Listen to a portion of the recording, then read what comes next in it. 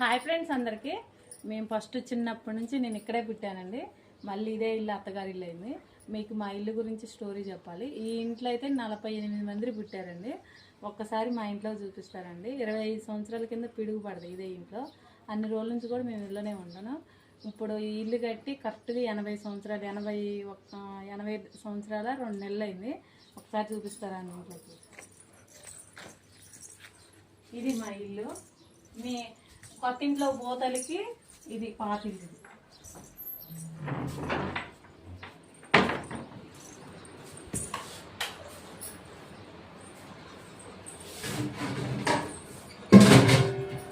ఇది మా ఇల్లు. అదంతా కుర్చిద్దండి పైన.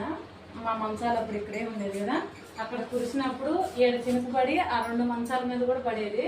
మేము ఒక రోజు నిద్ర కూడా పోకపోయేదండి. పిల్లల వరకు నేను చెదర కప్పుకొని అట్లా కూర్చున్న రోజులు చాలా ఉన్నాయి. దేవుడి దయ వల్ల మాకు కొంచెం ఇల్లు, దేవుడు దయ వల్ల ఇల్లు కట్టుకున్నాం. వాటి నుంచి మొత్తం వచ్చింది, ఇటు నుంచి మొత్తం జల్లు కొట్టింది. ఇక్కడ బీరువా, ఫ్రిడ్జ్, టీవీ ఉండేది. అప్పుడు టీవీ లేదు ఉండేది. ఇవేమేమి బట్టల కింద పెట్టుకోవడానికి. ఇదేం లోపటి ఇల్లు. ఇక్కడ గ్యాస్, ఇదేమో గ్యాస్, ఇది గ్యాస్. ఇక్కడ గిన్నెలు పెట్టుకునేది. అక్కడ పిడుగు పడదని చెప్పాను కదా, అక్కడ ఆ మూలండి. ఇంకో పైన అక్కడ పిడుగు పడది. మొత్తం అటే చాగర చెట్లు ఉన్నాయి మా ఇంటమ్మటి. మా అత్తయ్య వాళ్ళు, మా ఆయన, మా అత్తయ్య, మా మామయ్య, మా మరిది గారు, ఆయన ఇక్కడే పడుకున్నారు. మా మామయ్య గింట పిడుగు సాధ్యపడదు కదా. ఇక్కడున్న పెంకులన్నీ మా మామయ్య మీద పడ్డాయి. అంటే మొత్తం మా మామయ్య కప్పేసి మా మరిది గారికి దెబ్బ తగిలింది. మా ఆయన ఇక్కడ నుంచి అవతల ఎగిరి ఆ గదిలో పడ్డాడు. ఆ పిడుగు సౌండ్కి, ఆ పిడుగు శబ్దానికి ఇక్కడ టీవీలు, బట్టలు ఇవన్నీ ఉన్నాయి. అన్ని కాలిపోయినాయి, కానీ వాళ్ళకి ఎవరికి ప్రమాదం జరగలేదు. యువతల సాగర చెట్టు ఉండేది. ఆ చెట్టు మీద నుంచి ఇటు పడదు బాగా. ఇల్లు మొత్తం నిప్పులు, అసలు కనుకులు మొత్తం ఆ గొంతు చుట్టూ పడ్డాయంట. ఈ ఇంట్లో పిడుగు పడ్డ రోజు ఎంతమంది ఉన్నారంటే కరెక్ట్గా 22 మంది ఉన్నారంట. ఒక్కరికి కూడా ఏ ప్రమాదం జరగలేదు ఆ దేవుడి దయ. అప్పటి నుంచి మేము ఈ ఇంట్లోనే ఉంటున్నాం. పిడుగు పడ్డ ఇంట్లో ఉండకూడదంట, కానీ మేము ఆర్థిక పరిస్థితి వల్ల కట్టుకోలేక ఇందులోనే ఉన్నాం. ఇది ఒకటి, అదైతే పిడుగు పడ్డది. ఇదంతా కురిసిద్దండి. ఇక అది ఏది మంచిగా ఉండదు. ఓన్లీ మిషన్ పెట్టిన బార్ ఒక్కటే కురవదు. ఇది బీరువా మీద కూడా పడిద్ది లాస్ట్కి. ఇంకో పట్టా కట్టినది చూడు ఇది. ఇటు గ్యాస్ మీదేమో ఈ 2 గ్యాస్లు పడితే మేము ఇంకా గిన్నె కానీ ఏదో ఒకటి కానీ పొచ్చి కానీ పెట్టాలి. బండ మీద పడితే ఇంక ఎన్ని చినుకులే కారేదే. అది చూడండి అట్లా ట్యూబ్లైట్ వెళ్ళింది తెలుగుతుంది. ఇటు నుంచి కారుతాయి. ఇదంతా కారు ధరలు కురవనంగా ఉండదు.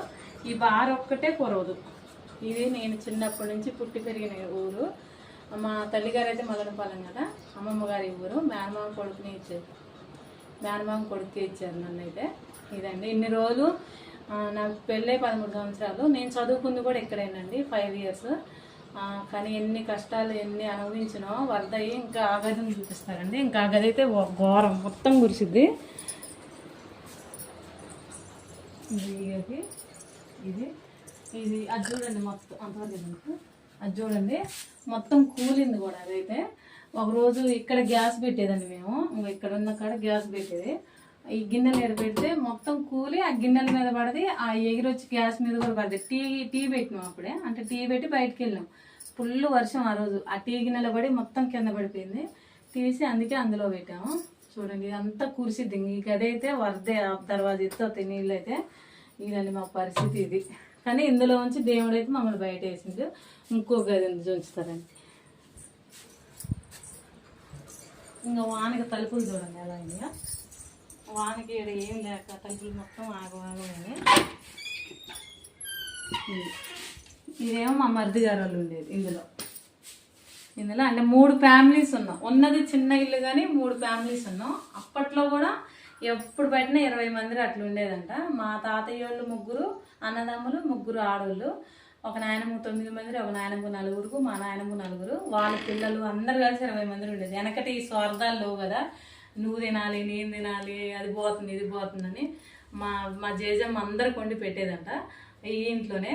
కానీ ఈ ఇల్లు చాలా లక్ష్మీకళ దేవండి, చాలా అంటే చాలా. కానీ ఈ ఇంటిని వదిలి మేము పోయాం కదా, పోయినాక చాలా చిన్నపోయింది ఇల్లు అయితే. అగో మా అమ్మమ్మ మా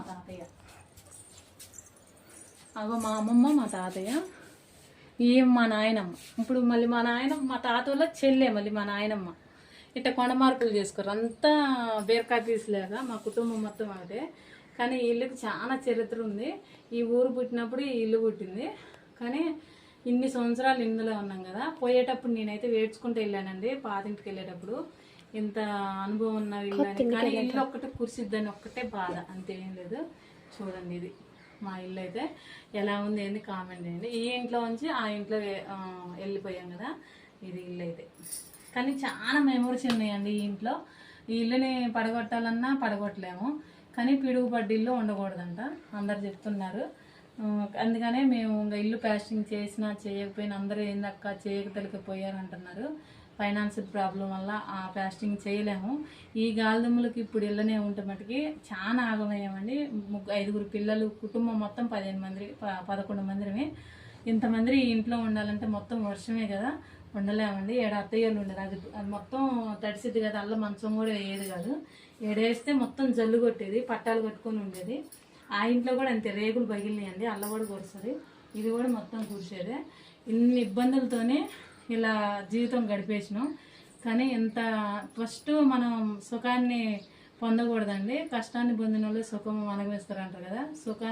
మళ్ళీ సుఖం తీసుకొని తర్వాత కష్టపడ్డాం. మాకైతే ఇన్ని కష్టాలు పడ్డాం కదా, దేవుడి మట్టికి మాకు మంచి ఇల్లునిచ్చిండు. ప్లాస్టింగ్ తర్వాత సంగతి అండి, ఉండటానికి ఇల్లు ఉంటే చాలు. అందరూ అంటారు ప్లాస్టింగ్ చేసుకోవచ్చు కదా అంటారు, చేసుకోకపోయినా పర్లేదండి. ఇప్పుడు గుడిసెలో ఉన్న వాళ్ళకి కొంచెం రేకుల షెడ్ ఉంటే బాగా అనిపిస్తుంది, రేకుల షెడ్డీలు ఉన్న వాళ్ళకి కొంచెం డాబా ఉంటే బాగా అనిపిస్తుంది.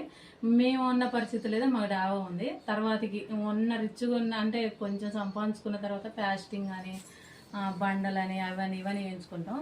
మేమైతే ఎవరికి పోటీకి పోలేము. అంటే ఇవాళ మనం హెచ్చులకు పోయి తర్వాత ఇళ్ళకి లేటం ఎందుకు చెప్పండి.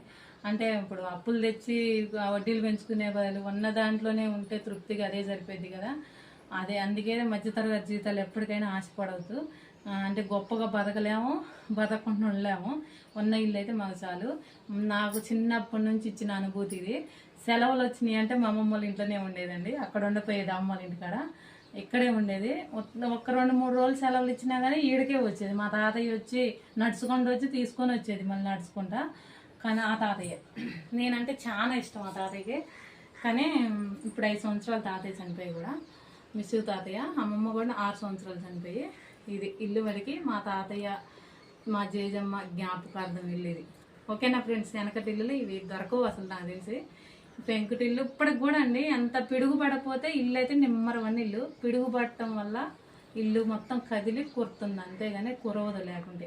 అగో మా పెద్ద తాతయ్య వాళ్ళ ఇల్లు అది, వాళ్ళకి ఇంత కూడా కురవదు. అగో అది ఇంత కూడా కురవదు, ఎందుకంటే దాంట్లో పిడుగు గంట ఏం లేదు కాబట్టి మంచిగుంది. మాదైతే మొత్తం పిడుగు పడదు కాబట్టి అట్లా మొత్తం అదంతా కదిలిపోయింది. కానీ 20 మందిని పిడుగు పడ్డ రోజు 20 మందిని సేవ్ చేసింది దేవుడు, ఏ ఒక్కరికి కాలే.